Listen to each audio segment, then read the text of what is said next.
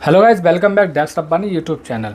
Guys, आज जो मैं बात करूंगा प्रेगनेंसी में, यानी महिला जब प्रेग्नेंट होती है तो उस समय कौन सी दवाइयों को नहीं देना चाहिए। जो मैं दवाइयाँ बताऊंगा उनको भूल कर भी नहीं देना चाहिए। अगर आप प्रेगनेंसी में देंगे तो आपको काफ़ी नुकसान उठाना पड़ सकता है, अबॉर्शन भी हो सकता है, बच्चा ख़राब हो सकता है और आपकी वाइफ को काफ़ी दिक्कत हो सकती है। तो इसलिए भूल कर भी इन दवाई को मत देना। ये इन दवाओं के बारे में आप ध्यान से सुनिएगा, पूरी वीडियो देखिएगा। अगर आप पूरा देखेंगे आपको पता होगा। तो ये दवाई अगर कोई देता भी है, लेने की सलाह भी देता है, तब भी इन दवाओं को नहीं देना होता है, क्योंकि इसके बहुत ज़्यादा साइड इफेक्ट देखने को मिलते हैं। चलिए गाइस, मैं देरी को शुरू करते हैं वीडियो।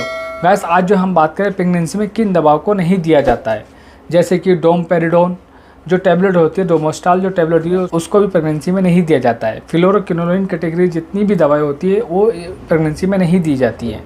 टेट्रासाइक्लिन कैटेगरी की जितनी भी दवाई होती है वो भी नहीं, जैसे डॉक्सीसाइक्लिन, ऑक्सीटेट्रासाइक्लिन, तो इनको भी प्रेगनेंसी में लेने की सलाह नहीं दी जाती है।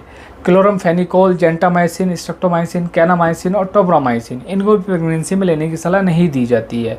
अगर प्रेगनेंसी में इन दवाओं को देंगे तो बहुत ज़्यादा दिक्कत देखने को मिलेंगी। एल्बेंडाजोल, मेबेंडाजोल कैटेगरी की मेडिसिन भी नहीं दी जाती। जितनी भी जोल कैटेगरी मेडिसिन होती है वो भी नहीं दी जाती हैं। इट्राकोनाजोल, फ्लूकोनाजोल, कीटोकोनाजोल, ग्रेसोफिलिबिन और एंटीफंगल जो दवाएं होती है जो फंगल इन्फेक्शन को ठीक करने के लिए दी जाती हैं, वो भी प्रेगनेंसी में नहीं देना होता है।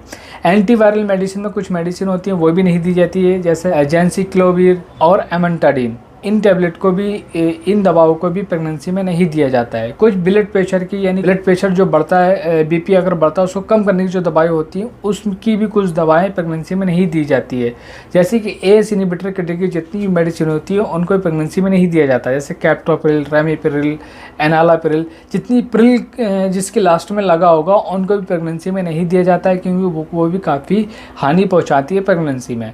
एंजियोटेंसिन एंटागोनिस्ट जो दवाई होती हैं वो भी नहीं दी जाती हैं, जैसे लोसार्टन, वेलसार्टन या टेलमिसार्टन। इस तरह की मेडिसिन भी नहीं दी जाती है। प्रेगनेंसी में देंगे तो बच्चे को काफ़ी नुकसान पहुंचेगा। वारफेरिन नहीं दिया जाता है। वारफेरिन खून को पतला करने वाली मेडिसिन होती है, इसको भी नहीं लेने की सलाह दी जाती है।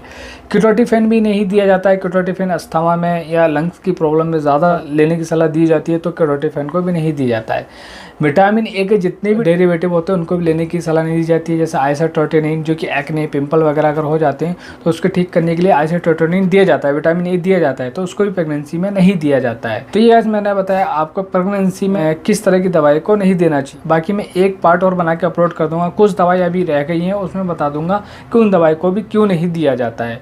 बाकी एक वीडियो में इस तरह की बनाऊंगा, उस वीडियो में बताऊंगा कि प्रेगनेंसी में किस किस दवाओं को आप दे सकते हैं, कौन सी दवाएं जो सेफ होती हैं। ठीक है, मैंने बताया आपको प्रेगनेंसी में किस दवा को नहीं दिया जाता है और क्यों नहीं दिया जाता। तो होप सो गाइस आपको पूरा समझ में आकर समझ आए तो प्लीज़ वीडियो को शेयर करो, चैनल को सब्सक्राइब करें। चैनल वीडियो के साथ मिलेंगे हम अगली वीडियो में।